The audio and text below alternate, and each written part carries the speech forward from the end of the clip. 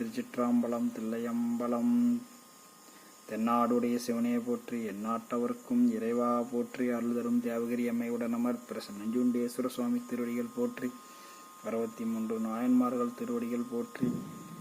4 பெருமக்கள் திருவடிகள் போற்றி. ஞானாசிரியர் பெருமக்கள் திருவடிகள் போற்றி. சிவா திருச்சிற்றம்பலம். திருவாசகம் உணர்த்திய மரணமில்லாத பெருவாழ்வு என்ற தலைப்பில் ஒரு பயிற்சி வகுப்பாக நாம் திருவாசகத்தை சிந்தித்து வருகிறோம். நேற்று நம சிவாய வாழ்க நாதந்தாள் வாழ்க, இன்று இமைப்பொழுதும் என் நெஞ்சில் நீங்காதான் தாழ் வாழ்க என்ற செயலுக்கு நாம் விளக்கம் பொருள் பார்க்கிறோம். சுவாமி நம்ம நெஞ்சத்தில் தான் இருக்கிறார். நம்ம நெஞ்சத்தில் வச்சுக்கிட்டு நம்ம எங்கெங்கேயோ தேடுறோம். சாமி அங்கே இருப்பாரா, கைலாயத்தில் இருப்பாரா, வைகுண்டத்தில் இருப்பாரா அப்படின்னு தேடிட்டு இருக்கிறோம். இந்த ஆன்மா பல கோடி பிறவியில்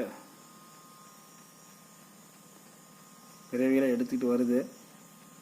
சுவாமி இங்கே இருக்கிறாருன்னு உணராமையே வந்துட்டு இருக்கிறாரு. பல பிறவி எடுத்து வந்தாச்சு. இந்த மிகவும் அரிதான மனித பிறவி இந்த பிறவி எடுத்திருக்குது. இந்த எடுத்தும் இந்த இருதய கமலம் அப்படின்னு இந்த சாமி இருதய கமலத்தில் அப்படியே சிம்மாசனத்தில் அப்படியே சாமி கம்பீரமாக உட்காந்துட்டு இருக்கிறார். இங்கே இவத்த பக்கமாக இருந்தே நம்ம உணர முடியல. சுவாமி பேரறிவு உள்ளவர். இந்த சிற்றறிவு பேரறிவு உணரணும். எல்லாமே இதுக்குள்ளேயே நடக்குது. இந்த உடம்பு ஒரு நாளைக்கு அழிஞ்சிரும். இது நிலையில்லாதது. அதனால் பேரறிவு, சாமிக்கு பேரறிவு. நம்மளோட வினை காரணமாக அந்த பேரறிவு உணராமல் நாம் வாழ்ந்துட்டு இருக்கிறோம். சாதகன் அப்படின்னா சாதகனாங்கன்னு ஒரு நிலை இருக்குது. அந்த நிலையை அடையணும்னா நம்ம பயிற்சி செய்யணும். பயிற்சி பண்ணிட்டு வருவங்க ஆன்மீகத்தில் பயிற்சி தான் வழிபாடு. பயிற்சி செய்துக்கிட்டு வந்துகிட்டே இருந்தோம்னா சாதகன் என்ற ஒரு நிலைக்கு வருவோம்.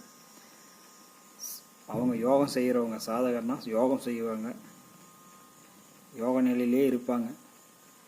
அவங்க நிர்வாண தீட்சை பெற்றவர்கள். இந்த சாதகன் அவர்கள் இல்லறத்தில் இருப்பாங்க, மனைவி மக்களோடு இருப்பாங்க, தூய ஒழுக்கத்துடன் இருப்பாங்க. அதே மாதிரி அவங்க ஒரு பூதம், சிவபூதம் மாதிரி இருப்பாங்க.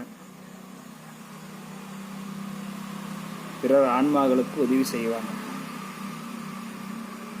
இப்படிப்பட்ட நிலையில் இருப்பவங்க அவங்க எப்பயுமே சோகமாக இருக்கிறேன்,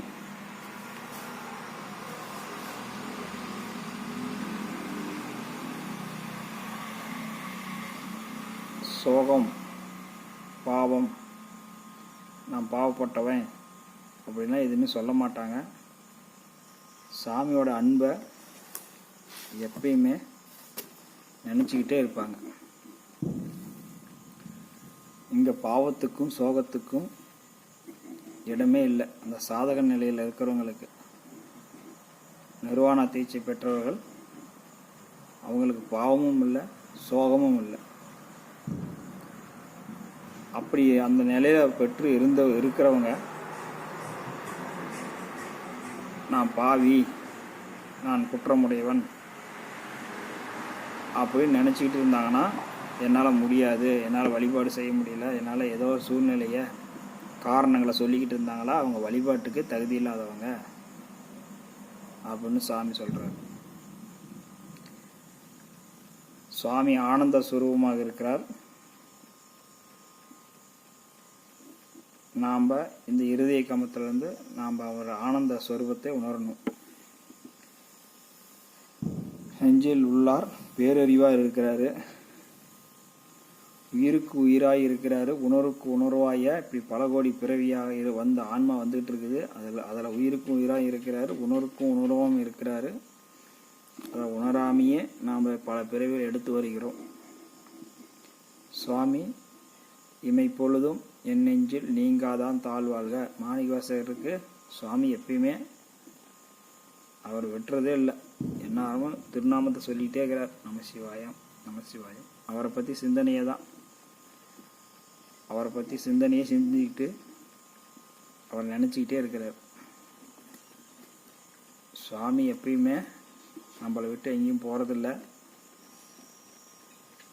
இந்த மனதுக்குள்ள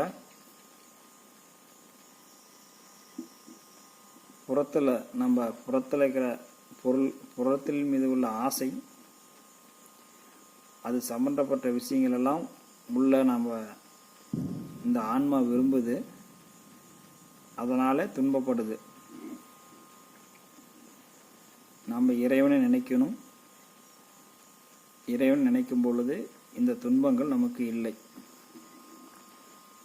எப்பொழுதுமே நம்ம இறைவனை சிந்திச்சுக்கிட்டே இருக்கணும். இது எல்லாமே மாணிக்கவாசகரும் ஒரு பயிற்சி தான் செஞ்சிருக்கிறார். அவரும் அந்த பயிற்சி தான் சொல்கிறார்.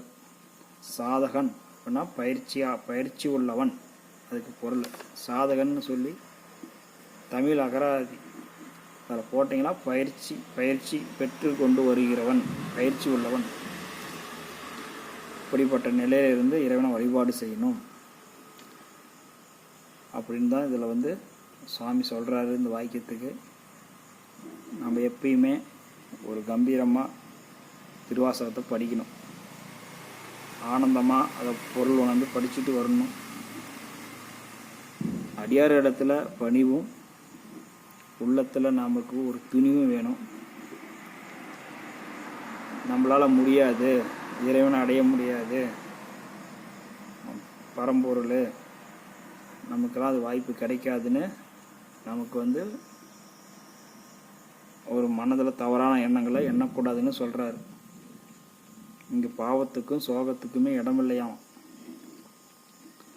நெஞ்சிலேருந்து நாம் சாமி நினைக்கும் பொழுது அங்கே பாவத்துக்கும் இடமில்லை, சோகத்துக்கும் இடமில்லை.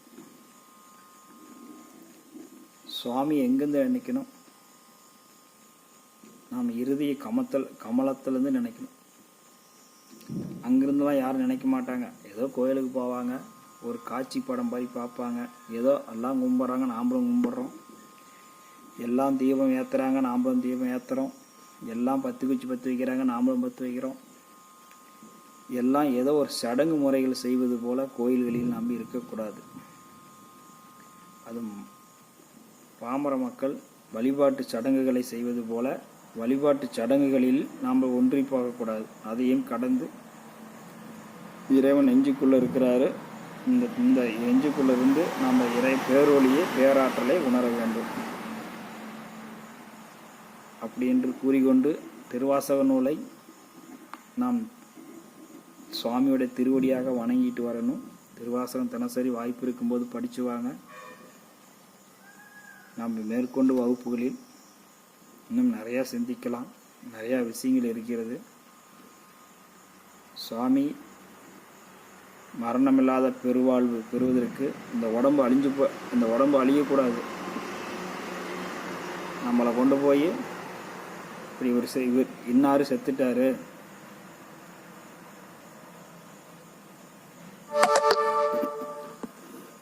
அவருக்கு இப்போது நல்லடக்கம் நடைபெறுகிறது அப்படின்னு சொல்லி கொண்டு புதைப்பதும் தீயிட்டு எரிப்பதும் இந்த அற்புதமான உடலை செய்யக்கூடாது. இது நமக்கு கிடைச்ச பொக்கிஷம். இந்த உடம்பு இறைவனிடத்தில் ஒப்படைக்கணும். நாம் தினசரி திருவாசகம் படிக்கணும். இந்த உடல் ஒளி உடலாக மாற வேண்டும். இறைவன் திருவடியை போய் சேர வேண்டும். மேலும் நாளை வகுப்புகளில் சந்திக்கலாம். இன்னும் எண்ணற்ற சிவசெய்திகள் இருக்கிறது. ஏதோ ஆண்டவன் திருவருள் கருணையினால் வருங்காலத்தில் இன்னும் நிறையாக சிந்திப்போம்.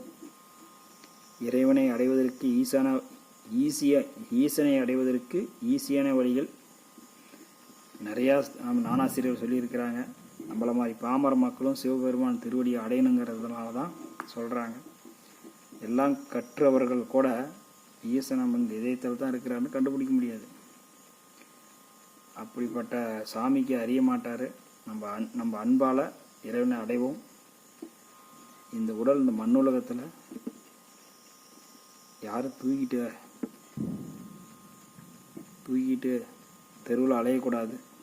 அதே மாதிரி நம்மக்கிட்ட அழவும் கூடாது. நம்மளெல்லாம் வழிபாடு செய்யக்கூடிய ஒரு பேர்வழியாக அந்த இறைவனிடத்தில் கூட ஒப்படைக்கிற நாள் எல்லா மக்களையும் கூப்பிட்டு நம்ம இறைவன் திருவருளை போய் அடையணும். நமக்கு கிடைச்ச வாய்ப்பு. என்ன சரி வழிபாடு பண்ணிட்டு வாங்க. இன்னும் ஞானாசிரியர் நூல்கள்லாம் சிந்திப்போம். உங்களுக்கு ஏதாவது முக்கியமான ஈஸியான தகவல் கிடைச்சா உடனே சொல்லிப்படுறேன். அதை கடைப்பிடிச்சிட்டு வாங்க. தினசரி வழிபாட்டுக்கு வாங்க. திருமுறைகளை சாமி இடத்துல ஒப்பிச்சிட்டு வாங்க. சாமி திருமுறைகள் தான் நம்ம மீது கவனம் செலுத்துவார். தினசரி அன்பர்களை வணங்குங்க. குருநாதர்களை கண்டால் அன்பாக இருங்க. அடியார்கள் தவறாக பேசிடாதீங்க. அடியார் பெருமக்கள் என்பது ஒரு மிகப்பெரிய ஆற்றல் மிக்கவர்கள். ஏதோ நம்ம பழகிட்டு இருக்கிறோங்க அப்படி இப்படின்னு நினச்சி நீங்கள் நம்மகிட்ட ஈஸியாக பழகுறாங்க இப்படி இப்படின்னு தவறாக நினச்சிக்கிட்டு வேண்டாம். அவங்களுக்குள்ளே இறைவன் இருப்பார். கவனமாக பழகுவார்கள். மேலும் நாளை வகுப்பில் சந்திக்கலாம். சிவா திருச்சிற்றம்பலம்.